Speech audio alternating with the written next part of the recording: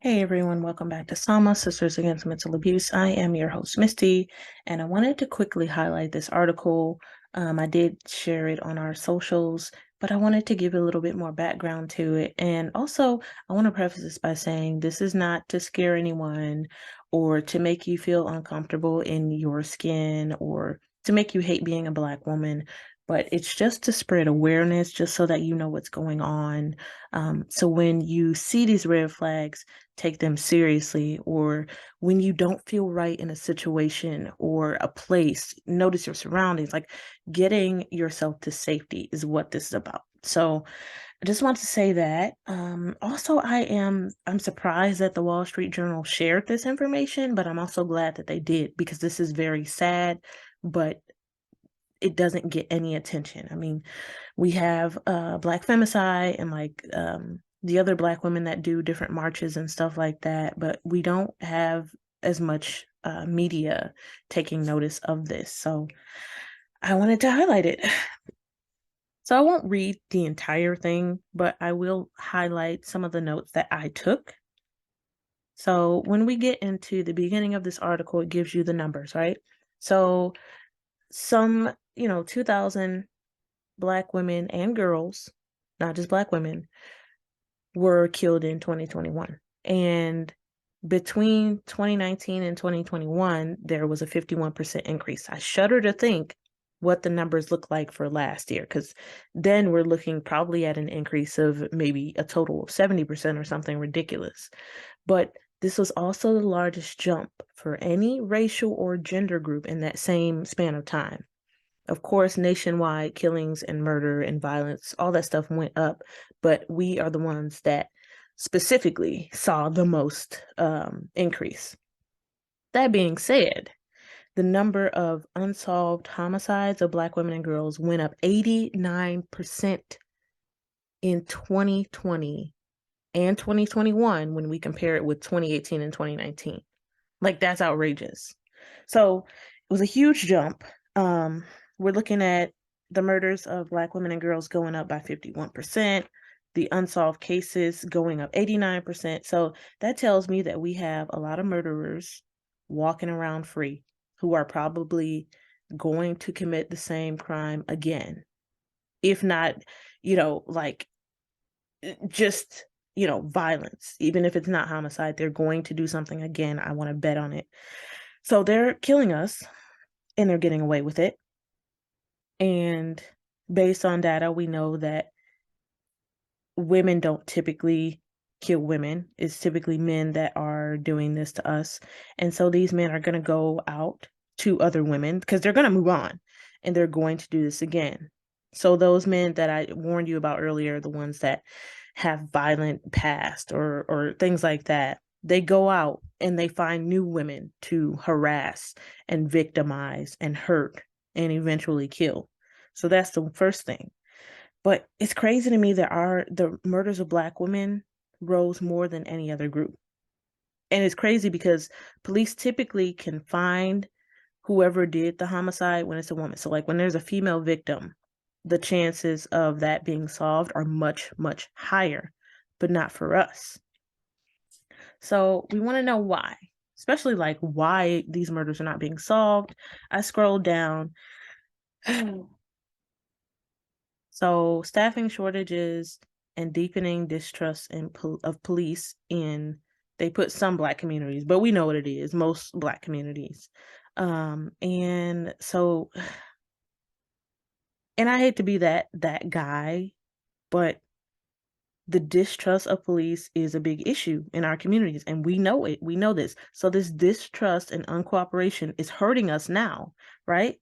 It's hurting us. And this keeps reappearing. Whenever I look into Black femicide or whatever, assault against Black women and girls, it's always the same thing. It's always about uncooperation and how it plays a huge role when police want to get involved, when they want to resolve something, and then we don't want to talk to them, or we don't want to put a Black man in danger, or whatever the case. It's not helping. So we've cried, As Black women, we've protested, right? We've taken a stand against police for the men in our community so much that we're the ones that are dealing with the aftermath, right? I mean, I was thinking last month there was a Black woman that had a mental breakdown and she held a woman hostage in Walmart, and the police didn't hesitate to take her life, which I would think is pretty standard. But I've seen other videos and other things on social media where there is a Black man who has committed some horrible crime, but the police are super cautious. They're very careful not to do anything to the men in our community because they know what's going to happen. They know that there's going to be an uproar, there's going to be violence, protests. But for us, for Black women, it's not the same thing, or else we wouldn't even be having this conversation. So, whatever you think about police, when it comes down to someone abusing you or someone taking the life of a Black woman or anyone, the police are our best bet. Is the system perfect? No. Are there victims that don't get all the support that they need? Of course. We understand that. But being quiet or uncooperative with police does not help. I'm sorry, it just doesn't. So that being said, the other thing that the other thing that the article mentioned is staff shortages. There's not enough police. There's not enough detectives to solve these cases. They're saying in the past 2 years or so, a lot of police and detectives have retired. And why do you think that is? I mean, I would bet anything that between all of the hatred for police, the police protests, defund the police, harassment police face, intense scrutiny, of course they're leaving. They don't get paid enough for that.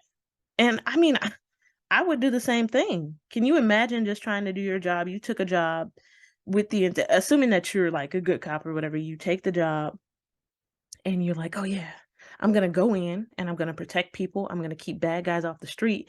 And next thing you know, you're being spit on, or, people are getting up in your face, all because of the career that you chose and you thought that you were helping people. So yeah, I would leave too. And again, who does this hurt? This hurts us. We Black men are not being, having their lives taken at the same rate we are. I mean, ours the ones that are increased. The homicide of Black women is what increased, not, white men or Black men or white women or it's us. So looking further into this article, it made me upset because there have been too many killings and not enough police or detectives to resolve it. But I scrolled down, and I started to read about how they are sending you, Black women, out to try to solve these cases. We are the ones that have to do it. So our men are not doing it. Black women are trying to solve our own murders at this point, and people are still not cooperating. One lady said that people don't want to answer the door when she goes to ask, in the neighborhood and everything like that. They don't want to answer the door. They don't want to help. Why is that? No one would even talk to her. And she said it was heartbreaking. And so, someone said that it was dangerous and everything like that. But now they're trying to call the homicide detective because there's not enough police. They don't have help, and they want justice for their loved one. I mean, in this article also says that there are Black women out here tracking these murders. Black femicide, Rosa, she's tracking these daily by herself, daily. So it's getting ridiculous out here. All we can do right now is get to safety. Be aware of what's going around you, like things that are happening around you. Also, let me go back. I do want to mention this other thing. The other thing that they mentioned in this article is Black women and girls being caught in the crossfire. Where was that? Hold on one second. There was one part. Yes. So they're talking about high gun violence and everything, and they're saying more Black women and girls, again, not just Black women, little Black girls are getting caught in the crossfire of drive-by shootings and other attacks. And they're not even always the intended targets, but they're there. They're hanging out there. They're with, a loved one who, probably runs the streets or is into something that he shouldn't be into. And they're taking I remember a couple years ago, there was some sort of gang shootout, and the The man had his daughter in the backseat. I mean, I think she was maybe 8 or 9 years old, maybe younger. She was in the backseat and she lost her life because he was into it with some kind of gang members or something, and they started shooting at him and they took her life. And of course he lived, you know. So this article is very in-depth, and I'm gonna put the link in the description so you can read it. It's sad, but it's important to know what's going on. There are so many new cases. There's so many new cases of Black femicide, so many new Black women that are having their lives taken that the police can't keep up, and I can't either, because I want to highlight the lives of these Black women on this channel, but I can't, because as soon as I go to put together something for one, there's another one. And I do intend on sharing what I can, but this is ridiculous. So that's all I have for this. I just want you all to get to safety. And if that means there's certain people that you can't be around anymore, or certain places that you can't frequent anymore, or whatever relationships you need to get rid of, or if you need to move, your safety is first. Anyway, thanks for listening. Don't forget to follow us on Facebook at Sisters Against Mental Abuse. We are on Instagram at Sama Together Now. We are also on Spotify as well. So I do have a couple of the Survivor episodes there.